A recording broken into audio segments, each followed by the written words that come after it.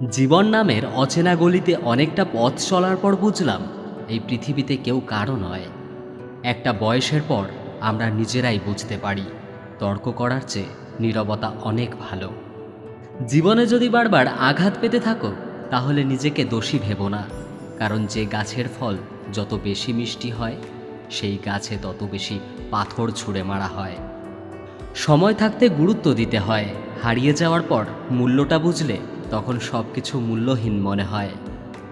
সম্পর্কের মধ্যে সময় বাড়ার সাথে সাথে যদি কথা বলার আগ্রহ হারিয়ে যায়, যদি বলার মতো কথা না খুঁজে পাওয়া যায়, তাহলে বুঝে নিও সেটা কখনো ভালোবাসা ছিল না, সেটা ছিল ভালো লাগা। যারা স্বার্থপর তারা কখনো আপন হয় না, কারণ স্বার্থ শব্দটির পরেও পর শব্দটি থেকে যায়। কষ্টের ওজন এতটাই ভারী হয় যে না যায় সহ্য করা, না যায় কাউকে বলা। আমরা তাকে সবচেয়ে বেশি হারিয়ে ফেলার ভয় পাই যাকে আমরা সবচেয়ে বেশি ভালোবাসি। তোমার পাওয়া সবচেয়ে বড় উপহার হচ্ছে তোমার জীবন, তাই এটাকে দুঃখ কষ্টে কাটিও না। যতটা পারো হাসি মুখে এবং সুখের সাথে জীবন কাটাও। কিছু কিছু মানুষ সামনে থেকে ভালো সাজলেও ভেতরে ভেতরে একেবারে গিরগিটির বংশধর। যাকে সবার থেকে আলাদা ভেবেছিলাম এখন বুঝেছি সেও অন্যদের মতোই।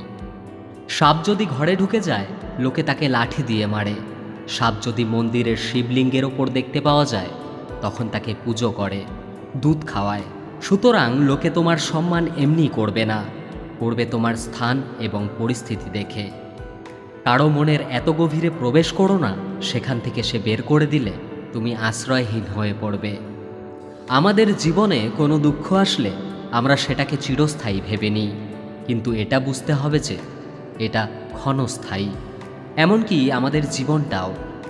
যে তোমাকে চায় না তার পেছনে পড়ে থেকো না, এতে সে বিরক্ত হবে আর তুমি কষ্ট পাবে।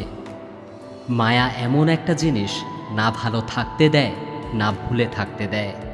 অপরিচিত মানুষগুলো খোঁজ নিচ্ছে কেমন আছি, আর পরিচিত মানুষগুলো সময়ই পায় না একবেলা খোঁজ নেওয়ার।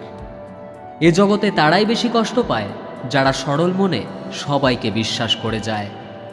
নিজের চেয়ে কাউকে বেশি ভালোবাসলে চোখের জল ছাড়া কিছুই পাওয়া যায় না। সত্যি কথা বলতে কি, হাসি পায় নিজের ওপর, ঠকেও শিক্ষা হয় না, আবার বিশ্বাস করে ঠকে যাই। কেউ বলে আমি খারাপ, আবার কেউ বলে আমি ভালো। আসল কথা হলো যে যে যেমন তার কাছে আমি তেমন। হাজার হাজার টাকার উপহার না দিয়ে বিনা পয়সায় একটুখানি গুরুত্ব দাও, দেখবে সম্পর্ক এমনিতেই টিকে যাবে। টাকার ঋণ একটা সময় পরিশোধ করা যায়, কিন্তু দুঃখের সময় যারা পাশে থাকে তাদের ঋণ কখনো শোধ করা যায় না। টেনশন আর মানসিক চাপে তারাই বেশি থাকে যারা নিজের চেয়ে অন্যের কথা একটু বেশি ভাবে। কষ্ট পেয়েও যারা চুপ থাকে তাদের যন্ত্রণাটা অনেক বেশি। তারা না পারে কিছু বলতে, না পারে সব কিছু সহ্য করতে।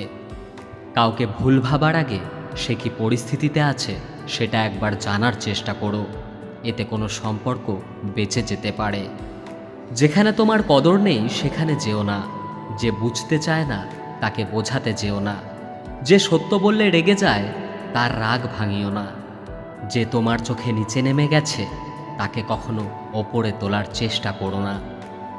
কিছু হারিয়ে গেলে যা কষ্ট হয় তার চেয়ে বহুগুণ বেশি কষ্ট হয় কেউ বদলে গেলে। সবাইকে ছেড়ে দেওয়ার অভ্যাসটা করে নেওয়া উচিত, কারণ আগলে রাখার ইচ্ছেটা কষ্টকে আরও বাড়িয়ে দেয়। বন্ধুরা, আজ এই পর্যন্তই। আশা করব ভিডিওটি আপনাদের ভালো লেগেছে। ভিডিওটি যদি ভালো লাগে প্রিয় বন্ধুদের সাথে শেয়ার করবেন। আশা করি আপনারা সবাই ভালো আছেন, ভালো থাকবেন, সুস্থ থাকবেন। ধন্যবাদ। হরে কৃষ্ণা।